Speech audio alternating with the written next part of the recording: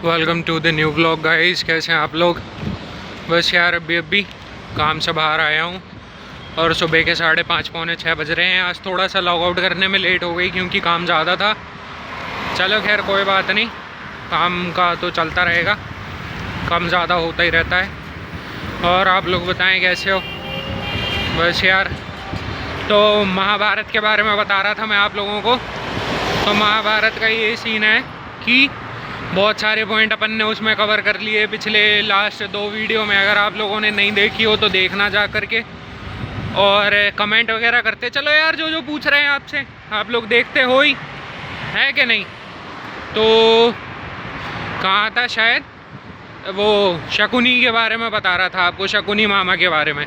अच्छा, वैसे आप लोगों को नहीं लगता अगर बाई चांस अगर उनकी जगह पे कृष्ण जी की टीम की जगह पे, मतलब पांडवों की जगह पे, और कौरवों को जीत मिली होती तो क्या होता? आज की डेट में जैसे लोग बाग कृष्ण जी को पूज रहे हैं तो वैसे ही क्या उनको भी पूजते? क्या कहते हैं, शकुनी मामा को।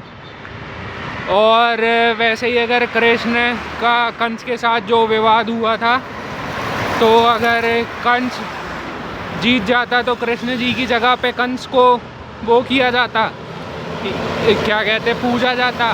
या फिर रामायण में राम जी और रावण का जो युद्ध हुआ था, उस युद्ध में अगर राम जी की जगह रावण जीत जाते तो रावण का भी, क्या कहते हैं, पूजा वगैरह होती। तो आप लोग कमेंट ज़रूर करना यार इस बारे में, क्योंकि जहाँ तक हमने पढ़ा इन सारी चीज़ों के बारे में, तो ये सब मतलब महर्षि व्यास जी की कल्पना है। महर्षि व्यास, अगर हम गलत हों तो कमेंट करके ज़रूर बताना कि किसने लिखी है रामायण महाभारत और ये सारी चीज़ें। तो ज़रूर बताना आप मेरे को, ठीक है? कि उन्होंने अपने जो उनके दिमाग में चीज़ें आई, उन्होंने वो चीज़ें उतारी हैं, या फिर उन्होंने सच में ऐसा कोई शख्स था उस टाइम का जो किताबों वगैरह में लिख के गया है और पुराणों वगैरह में लिख के गया है, तो उस चीज़ को या फिर देखा है किसी ने।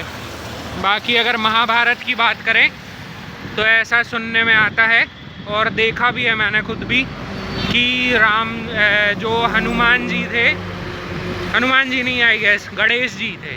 जो गणेश जी थे, वो गणेश जी शायद किसी व्यास जी के पास, किसी ऋषि मुनि के पास जाते हैं और उनसे कहते हैं कि महाभारत तो तुम्हें पता है, तो आपको पता है तो आप हमें लिख के दे दो।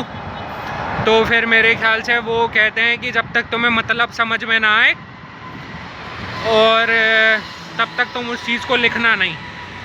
तो ऐसे करके वो महाभारत लिखना चालू करते हैं। जो वो बोलते जाते हैं तो उन्हें समझ में भी आता जाता है, तो वो लिखते जाते हैं। तो बार बार फ्लो टूट रहा था। किनका? जो ऋषि मुनि थे गणेश जी के साथ, उनका फ्लो टूट रहा था। उनका फ्लो टूटने की वजह से, कैसे टूट रहा था वो फ्लो, के गणेश जी बार बार पंख, मोर के पंख का यूज़ कर रहे थे लिखने के लिए।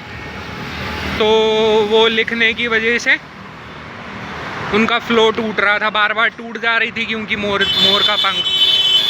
तो मोर का पंख टूट जाने के बाद में फिर उन्होंने अपना एक दांत तोड़ लिया था कि अब इसको स्याही में डुबो के लिखते जाएंगे। शायद यही वजह है कि उनका एक दांत टूटा हुआ होता है गणेश जी का।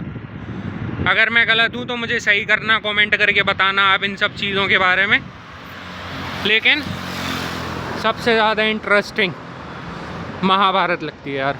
महाभारत इसलिए लगती क्योंकि ये तो सारी चीज़ों का एक उल्लेख हो गया, जो भी हमने देखा है या पढ़ा तो है नहीं, खैर जो भी देखा है हमने उसी देखने के उससे आपको बताया है तात्पर्य से।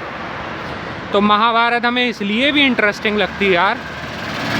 सुना है कि उस टाइम पे इतना ज़्यादा मतलब वो हुआ था, लड़ाई झगड़ा हुआ था, मतलब हिस्ट्री में इससे बड़ी लड़ाई नहीं हुई कभी।